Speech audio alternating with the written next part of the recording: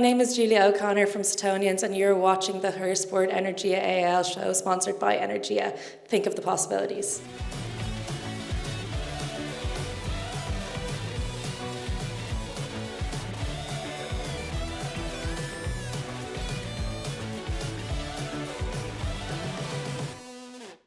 Hello and welcome to the Her Sport Energia AIL rugby show, brought to you by Energia. I'm Niamh Talon, and here's what we'll be diving into today. First up, the British and Irish Lions Tour with news that a new chairperson has been appointed. We'll explore the opportunities and challenges that the tour holds and would love to hear what you think. Then we'll dive into the Energia AIL action to see how it stands and what to expect as we round out the action. Lastly, we'll cover rugby news from around the world as Ilona Maher leaves her mark on PWR, latest updates as we're 160 days out from the Women's Rugby World Cup, and cover controversy as a rugby league pundit is charged with sexual assault. We'll also expect some appearances from rugby stars Lindsay, Peat as we chat to the players and share a little teaser of what's to come. So to start off, some pretty big news in the world of women's rugby. The British and Irish Lions are set to have their first ever women's tour in 2027, and they've just appointed Carol Isherwood as the chairperson of the committee overseeing it. This is a huge moment for the women's game and is met with much excitement. Carol Isherwood is a name that carries serious weight in women's rugby. She was one of the pioneers of the sport in the UK, captaining both England and Great Britain in the 80s, and she played a key role in setting up the Rugby Football Union for women. So if anyone understands the history and potential of women's rugby, it's her. So what is the Lions Tour? The Lions Tour itself will be in New Zealand. You're going straight into the backyard of the world champions, the Black Ferns, for a 3-test series. No easy introduction, no warm-up opposition, just straight into the deep end. But honestly, that's what makes it exciting. If this is going to be a proper Lions setup, it needs to have the same level of ambition as the men's tours, and this certainly delivers on that front. Now the question is, how does this change the landscape for women's rugby? For players, this is an opportunity to be part of something historic. The Lions jersey is one of the most prestigious in rugby, and for women to now have their chance to earn it is massive. It's also another step forward towards parity in the sport. This could drive better funding, more visibility, and hopefully greater investment in the women's game. Then there's the commercial side. A successful tour could show sponsors and broadcasters that women's rugby has serious value. The men's Lions Tour generates millions in revenue, and if it's even a fraction of that can be achieved in the women's side, it could be game-changing. We see this as a good opportunity to grow the women's game that needs to be backed by the right investment, creativity, and out-of-the-box thinking to ensure it's a success. So what considerations need to come into it? When it comes to team selection for the British and Irish Lions, how is this going to be done? There are some concerns that the team could be majority red roses, and if this was the case, it's giving more opportunities to those that already have it. Giving some of the top teams, i.e. New Zealand and England, the opportunity to refine their skills and leave the rest of the nations behind. One would expect that there will be some representation from the other countries involved, and from an Irish perspective, it would then give athletes the opportunity to mix in with some of the best rugby players in the world and a chance to learn and compete with the best of the best. We certainly welcome any opportunity for game time to develop players and in turn the overall team. When looking at the global state of women's rugby, will we see the same format as the men's? Or should there be out-of-the-box thinking in creating new opportunities for other countries around the world? To bring up the level of the competition and standards for overall growth and development of the game. One thing that should be considered is another combined nation team to see more opportunities created. We know that copying and pasting men's sport to women's is not usually the solution, so how will it be ensured to make this the best tournament for women's rugby possible? The key to success will be marketing the games, making sure there's hype, excitement, and that people know the games are on, gaining real traction locally, and maybe some creative thinking to get filled stadiums and a top-class atmosphere. But what do you think? Will this be a breakthrough moment for women's rugby? And how do you see a Lions women's team stacking up against the Black Ferns? Before we dive into the match reviews, let's take a look at which players some of the AIL captains would love to have in their scrum. Ooh, Clay Johnson, big man. Beyonce, I think, should bring a lot of girl power. Should be a really good asset to the side of our scrum. Should be a good flanker, I'd say. Would be really good if we had Beyonce, I'd say. I'm gonna have to go with someone like The Rock. Dwayne The Rock Johnson. Name fits with the club. he'd be welcomed with open arms. His picking off the back of the scrum, I think, would be a force to be reckoned with. I'll go for Jason Momoa or someone big, someone who'd get the job done. Well, it'd be great to have maybe an Olympian. Sha'Carri Richardson, for example, was a sprinter. So I don't know how she'd be with contact now, but I'm pretty sure she could run away quite fast without being caught. So maybe for the scrum, is it the best decision? Maybe not, but we could put her as flank and maybe see what happens there. I would like Dwayne "The Rock" Johnson in my scrum. I just feel like it's a self-explanatory answer. Big, strong, secure the pack. I could definitely picture Beyonce in a scrum. I think she'd be an absolute powerhouse. Anyway, let's shift our focus to the Energia AIL. Here's a quick recap to get everyone up to speed on the round of what has happened since we last spoke. So the top 4 has been confirmed and it has been the same since 2021. As it stands, we have Railway Union, UL Bohemians, Blackrock College and Old Belvedere in the top 4.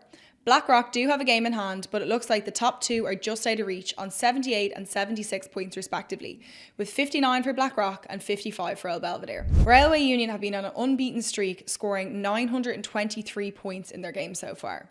Tullow, in their first year of the Energia AIL, have experienced a steep learning curve and unfortunately are going to be relegated. Their goal over the next season will be to get promoted back into the Energia AIL, and we certainly wish them best of luck as they take on their final few games in this year's competition. Ballincollig have moved to 7th on the table, surpassing Suttonians following last week's results.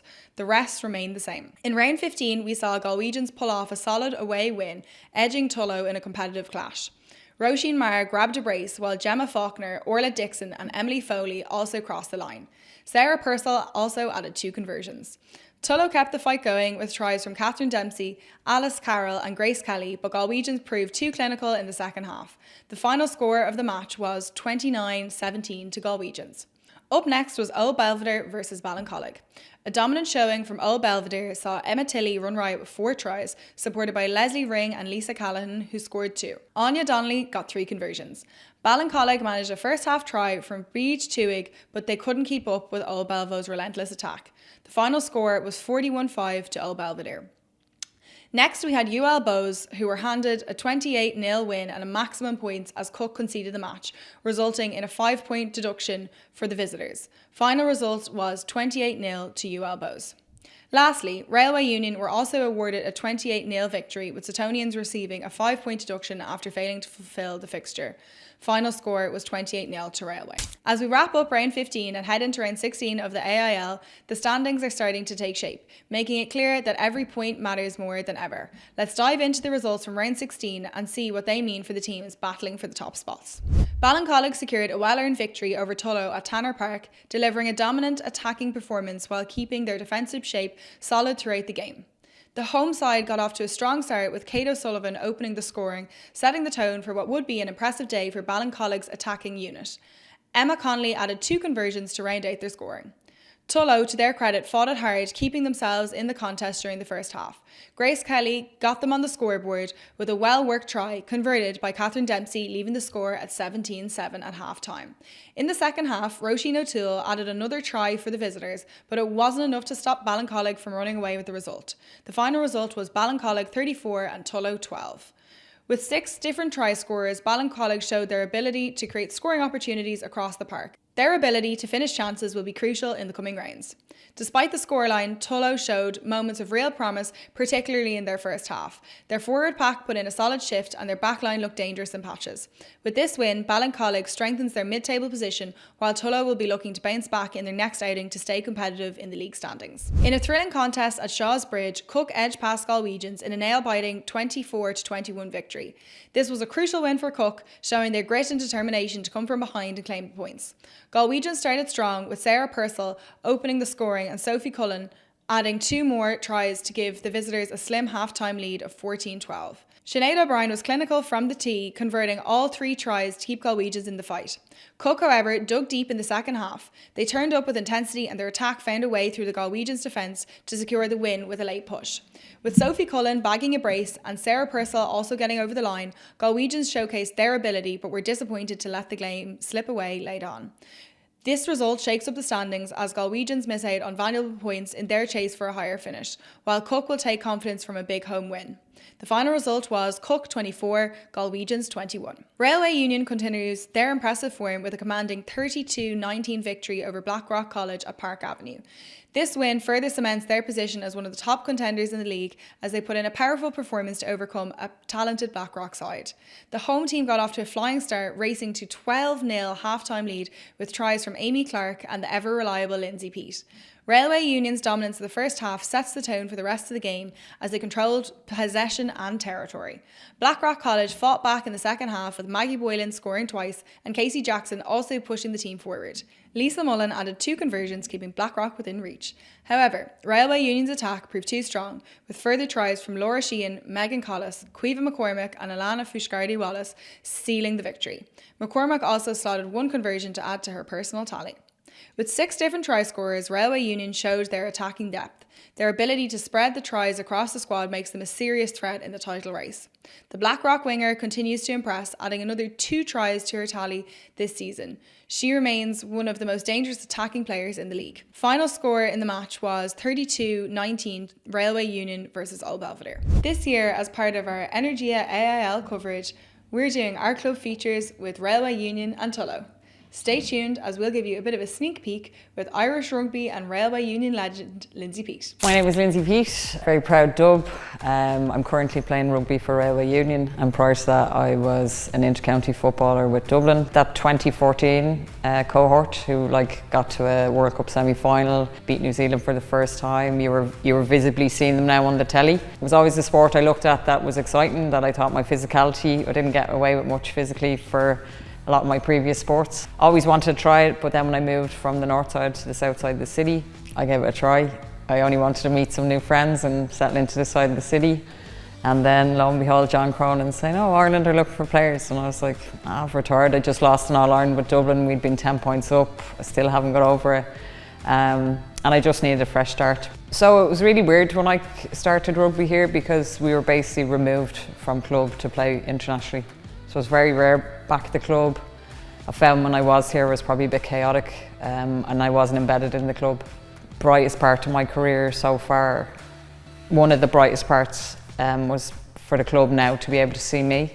I'm embedded in it, they get to see me as the person. I get to play in week out. I really have made connections with people I wouldn't have made connections for because I've now been back at least 3 years since I retired. It's been really lovely because this club means an awful lot. They've done an awful lot for me.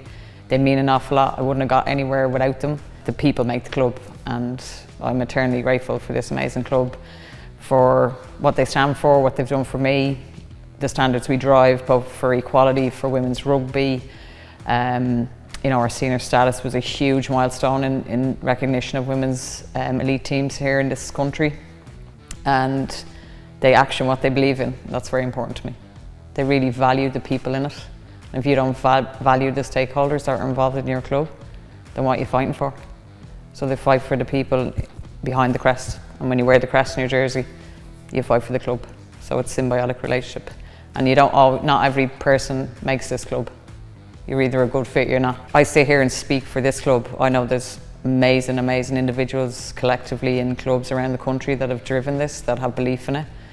And those who've had belief from the start have had to keep fighting and keep knocking. And not only that, the people in this club and some of the players, both internationally, provincially, club level, keep showcasing exactly the evolution and where we've come. It's one of the fastest growing games. It's exciting, it's skillful, and I would like to think, and I know we have been a really integral part of that. Energia have been absolutely huge, sponsoring the AIL. One of the biggest things for me, my dream, was to play in the Aviva, and we got to do that last year as a double header with the men. Unbelievable. Even when you see all the league standings, it's so lovely to see same sponsor, same men's AIL, women's AIL, sponsored by Energia, and everything side by side, and it finally feels equal. We have big names getting behind women's sports, and that's huge because when people see it visibly with the men, and now it's in the women's, it's in this psyche. Media play a huge part now in the world and in society today and how people value different things. So if big stakeholders are investing and backing female sport as much as they are men, and take notice. And then that marries with our responsibility as players to make sure we're showcasing the game and we're the best we want to be at this elite level. And We had a young group here from Kilkenny today. It was absolutely amazing to see them play at half time. They're coming, they're signing autographs, we're signing their legs, their arms, their flags, their boots. But that'll be a day they remember, and that's so nice to be able to connect with a club that hopefully have ambitions like ours, and one day we'll see them in the AIL. Make sure that you're subscribed to the Hersport YouTube channel because we'll be dropping the Railway Union feature very soon. UL Bohemians delivered a dominant statement victory in Annacotty, shutting down All Belvedere with a 47-0 win. This was a near flawless performance from the home side, who controlled the game from start to finish, keeping their opponents scoreless while running in 7 tries of their own. The first half was relatively competitive, with Clodagh O'Halloran grabbing one of their 3 tries and Eilish Cahill also getting on the board to give UL Bows a 14-0 lead at half-time. However, the floodgates opened in the second half as they stepped up the intensity and ran riot. O'Halloran completed her hat-trick, while Leisha McGonigal, Aoife Corey and Claire Bennett all crossed the whitewash. Abby Moyles was on fire from the kicking tee, slotting 6 conversions to cap off a near-perfect display. It was a tough outing for Old Belvedere, who couldn't find a way past UL Bows' aggressive defence. They'll need to regroup quickly as they face the next games in the tournament. This big win keeps UL Bohemians firmly in contention at the top end of the table, and with performances like this, they'll be a team that nobody wants to face. Up next, let's take a look at the final fixture from this round and see what that means for the league standings. Wicklow produced an impressive performance to secure a 29-13 victory over Suttonians, showing their attacking firepower while maintaining control of the game at home. With 5 different try scorers, they demonstrated their ability to spread the workload across the team, making them a dangerous side heading into the final stretch of the season. The home side took charge early, heading into half-time with a 19-5 lead. Rachel Griffey led the way with a brace of tries, while Sarah Gleeson, Erin McConnell and Jennifer Madden also got on the scoreboard. Beth Roberts added 2 conversions to round out Wicklow's scoring. Suttonians fought hard and showed some resilience, with Esme Ligvoet scoring twice to keep them in the fight. Laura Claridge slotted a penalty to add to their tally, but it wasn't enough to close the gap against a well-drilled Wicklow side. With 5 different try scorers, Wicklow showcased their ability to attack from all areas of the pitch, making them difficult to defend against. The Suttonians winger had a strong individual performance, bagging 2 tries and proving to be one of the standout players. Despite trailing by 14 points at half-time, Suttonians didn't roll over and kept the pressure on Wicklow. However, they'll need to start stronger in future matches to put themselves in a better position. This win gives Wicklow a crucial boost in their standings, while Suttonians will need to regroup to avoid quickly slipping further down the table. As we can see, Railway Union still remains unbeaten at the top. Right behind them, though, is UL Bows with only 1 loss all season, and they are just 2 points behind Railway on 76. Although Blackrock have a game in hand, it looks like catching UL Bows might be just out of reach. They'll be looking to defend their 3rd place position, as Old Belvedere are currently just 4 points behind. Looking at the next 2 weeks' action, you can let us know how you think it'll all pan out, as we'll give you the details on results from when the teams faced off before. Now let's take a look and see what we can look forward to in the upcoming matches this weekend. On Saturday the 15th of March, we'll have Railway Union facing UL Bows at Willow Lodge, Blackrock College versus Old Belvedere at Stradbrook, Galwegians versus Wicklow at Crowley Park, Suttonians versus Ballincollig at JJ McDowell Memorial Grounds, finally Tullow versus Cook at the Blackgates.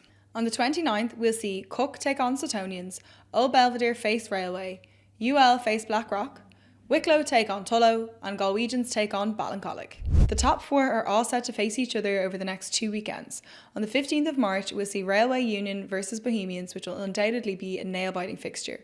When they faced each other earlier in the season, the result was 19 to Railway, 18 to Bows. What a great game to get down to watch the top Energia AIL rugby teams in action. We'll also see Blackrock take on Old Belvedere, with Blackrock winning their fixture earlier in the season with a scoreline of 15-7. It'll be interesting to see if things have changed and if Belvedere can swing it their way this time. An important game for the middle of the table, as Wicklow will look to bag another win against Galwegians and defend their 5th place finish. Galwegians will want to make the most of their final game and come back in fighting form. Their match in October was 45-7 to Wicklow. A 10-10 draw was the scoreline the last time that Ballincollig and Suttonians went head-to-head. This week's action will be one to watch to see if a win can be hedged for either team. Cook and Tullow will face off again, with their last match a win to Cook 36-12. Tullow have gained momentum as they've gone through the season, so will be looking to put up a fight. Blackrock and Wicklow both have a rescheduled fixture for the 20th, with a previous scoreline of 17-10 to Wicklow. In the top 5, both teams will be attempting to outdo the other. The final weekend of the league on the 29th of March will see the top 4 again face each other, with the previous season results Belvedere 0, Railway 57, UL 31 to Blackrock 15. Comment below what you think the upcoming results will look like. We want to hear your thoughts. It looks like it'll be possible for Wicklow to finish in 5th on the table, and with a game in hand, beating Old Belvedere might be just out of reach. They finished 7th in last season, 6th in 2022 and 2023 season, and 10th in the 21 and 22 season, so it has been an upward journey for them. We did a previous club feature on Wicklow, so if you'd like to learn more about their journey, be sure to check that out. We'll make sure that we have the link in the description below. In other news, the excitement for the Women's Rugby World Cup 2025 is palpable. Recently, an additional batch of tickets was released and fans are snapping them up quickly. The tournament has already sold over 220,000 tickets, surpassing the total sales of the 2021 World Cup in New Zealand by 50%. This surge in ticket sales indicates a growing interest and support for women's rugby. Hosting the tournament in England provides a fantastic opportunity for fans to witness top-tier rugby firsthand. The organisers aim to set new attendance records with the final match scheduled at Twickenham Stadium, which has a capacity of 82,000. However, with high demand comes challenges. Reports have emerged of tickets being resold on unofficial platforms at inflated prices, some reaching up to as much as £3,000, despite official prices being significantly lower. Fans are advised to purchase tickets through official channels to avoid such issues and ensure fair pricing. The 2025 World Cup is set to be the largest yet, expanding to 16 teams from the previous 12. This expansion reflects the sport's growth and increasing competitiveness of women's rugby on the global stage. For those looking to be part of this historic event, now is the time to secure your tickets. With the momentum building, it's clear that Women's Rugby World Cup 2025 will be a landmark moment for the sport. The Six Nations is just around the corner, so it's time for you to get invested in the teams now. We caught up with Alex O'Brien from Tullow. You can hear a little bit about their history of the club and this year's Energia AIL. I'm Alex O'Brien and I'm vice captain this year. How would you describe the culture of Tullow RFC? Very knitted together, very passionate about rugby. The people in this club are just incredible, and anytime anything happens, they're the people that step up and they're the people that are around you constantly, and they bring that positivity to you. Growing up with your brother, Sean O'Brien, rugby must have been a big part of your life? Yeah, rugby has always been a part of our lives. Obviously we started off with GAA, and then when Sean started playing rugby, and I suppose he was very good at it, it became an even bigger part of our lives. And as a family we've travelled the world alongside him, and it's been really a dream come true for him and us. How did you getting into the sport influence your own journey? Years ago you couldn't play till you were 18, so there was no underage structures here in the club, and I was 17 when the ladies team was actually set up. So I trained with them for a year before I could even play a game. So I'm actually here since the very start, which is quite impressive, I suppose. It's been incredible. We have underage structures from under 6s the whole way up. We have girls teams from under 10s, 12s, 14s, 16s and 18s. It's so good to see that you can actually play that sport that you love from such a young age, and it's not just AIL by your age, or it's for everybody. Yeah, it's really, really good. I love going out and watching them, or I help coach them, and we run the Give It a Try, so I run that the last few years as well, and it's been incredible, yeah.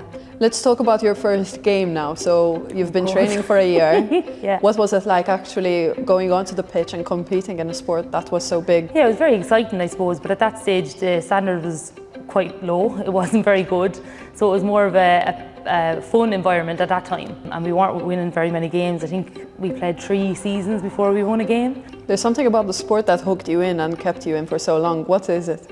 I think it's the physical contact of it. I just love running into people. I'm not very good at running around them, unfortunately, so the only thing I was good at was trying to run through someone and tackling. Yeah, I just loved the contact of it. I really enjoyed it. Making it to the Energia AIL is obviously a huge achievement, Alex. What was the road to qualification like? Yeah, it was really hard. It was very difficult. Nothing was easy that season. Our league campaign was obviously going very well, but as regards the AIL division, we actually had to play, I think, 3 games within 10 days in order to qualify for it. So as a team we had to make a decision of if it was something we were willing to commit to, physically and mentally, and all the girls were in, and yeah, we were just delighted when we actually won. What does it mean to your team to compete against some of the best rugby talent in the country? It's incredible. It's very difficult, the step up from our division into AIL, because it's such a high, different in standard, I suppose. But it's brilliant. Like, you're looking at these international women that have been on the telly and you've watched them over the years, and then you're actually playing against them. And I think it's taken for granted a lot of time, and people don't realise that it is such a big achievement to be in Energia AIL, and we've done it the hard way and we've got there. You know, our numbers aren't massive, so we don't have the depth to, I suppose, every night go hell for leather at each other and that kind of thing. But the girls that we do have, like there's 20 girls there and all of them are just 100% committed and we're trying our best. We have gone to matches with 16 girls this year and we've still managed to compete and keep our heads held high. It's been very hard to come out every game and get in bet, but you know, there's always that positive day that will come and, you know, hopefully that comes in the next today or the next few weeks. The girls, as I said, the girls that are there are all in, but you have to have that hope that you will get that win, that we're not just, the year hasn't been for nothing. And that's my point, you have to start building somewhere, and this is our very first year building for the Energia AIL Cup and like our league, and I just hope that we get to stay up in order to continue building. What's your favourite thing about the team, if you were to say one thing? Yeah, I just think their passion. I think to go out every week and give it everything, and like you're putting your body on the line constantly. And I think, you know, sometimes you need to say like, you know, I need to step back or I need to look after myself, but you never get that. You just get, no, we want more. You could be walking, limping off the field and they still want more. Like there's always that strong passion there. You know, as we say, when you look at all these players that have played in the club and then have gone on to play AIL in order to make Leinster or make Ireland or any provincial or international. Whereas now we have the opportunity to have girls come to an AIL team within their own club. And I think years ago you wouldn't have said that it was possible, whereas we've made that possible. Keep an eye out on the Her Sport channels and we'll be dropping the feature on Tullow very soon. Now, let's talk about the remarkable surge in women's rugby across the United States sparked by Team USA's stellar performance at the Paris Olympic Games last year. Securing the bronze medal in rugby sevens, especially with that nail-biting finish against Australia, has truly ignited interest over the pond in the United States.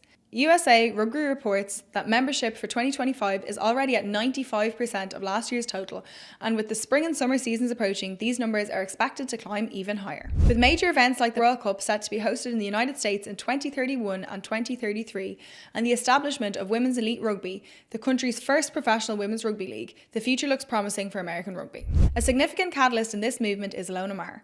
With over 8 million followers on Instagram and TikTok, she's becoming the face of rugby for many, globally the most followed rugby player, male or female. Maher's influence extends beyond social media. She plays good rugby on the pitch, and her ability to connect with fans has brought a fresh, relatable perspective to the sport. This blend of athleticism and authenticity has drawn many to explore rugby for the very first time. As we witness this growth, it's essential to consider how we can sustain and nurture the interest. What steps should be taken to ensure that new players receive the support that they need? How can clubs and organisations capitalise on this momentum to build a robust infrastructure for women's rugby? Speaking about Ilona Maher, she's just wrapped up her short stint with the Brisol Bears, and if you haven't seen the video of her emotional goodbye, it's definitely worth a watch. After playing her final match with the Bears against Gloucester Hartpury, Ilona got very emotional about her time in the United Kingdom. She talked about how honoured she was to be part of such a welcoming team and how much women's rugby is changing. One thing that really hit me is when she said, "Women support women, come and help us." It's not just about filling seats at the game, it's about supporting the growth of the sport as a whole. The change we're seeing in women's rugby isn't just on the field, it's off the field, in the way that fans are showing up for the game. But what I really think stands out is how Ilona talked about how the future of women's rugby is bright. Even though she's stepping away from the PWR for now, she believes in the momentum that's building. We know that she's been playing 15s rugby to try and throw her name into the hat for the upcoming World Cup, and we know many would like to see her there, but nothing is guaranteed, and it'll be a tough battle for her to get into the US 15 squad, but we're sure Ilona is going to continue making waves no matter where she goes next. Recently, there's been a lot of attention on Danica Prim, former rugby player turned pundit, after she was charged with sexual assault. The allegations are from an incident in 2022 alleging Prim intentionally touched a woman at the cricket club when the woman did not consent. This case is still ongoing and there's been little information shared to date. Prim retired from playing rugby in 2021 and became the vice president of the Rugby Football League earlier this year, but since the allegations has stepped down from her position. The Wolfhounds win back-to-back Celtic Challenge titles, beating Edinburgh Rugby in their final match to finish the tournament with 44 points. Through all 10 rounds of the competition, the Wolfhounds were dominant with only one loss on the board against the Clovers, the other competing Irish team, who finished with 42 points. The Clovers were equally as impressive, only beaten in the opening round by the Wolfhounds, so it was one win apiece. However, the Clovers in round 5 saw a draw awarded when their fixture was called off due to a storm, and ultimately the Wolfhounds were crowned champions, with the Clovers runners-up. An opportunity for Irish players to gain experience, confidence and time on the ball. That's it for today's episode. Be sure to stay connected with us across all our social media platforms for the latest AIL rugby updates, and don't forget to subscribe to our YouTube channel so you never miss an episode. Our upcoming club features will feature Tullow and Railway Union, and they'll be dropping soon. Trust me, you won't want to miss them. As we wrap up our final episode of the season, we hope you've enjoyed our coverage of this thrilling season of AIL Rugby, sponsored by Energia. To stay updated on the closing rounds, make sure to keep an eye on socials. Thanks for tuning in to the Her Sport Energia AIL Rugby Show, brought to you by Energia.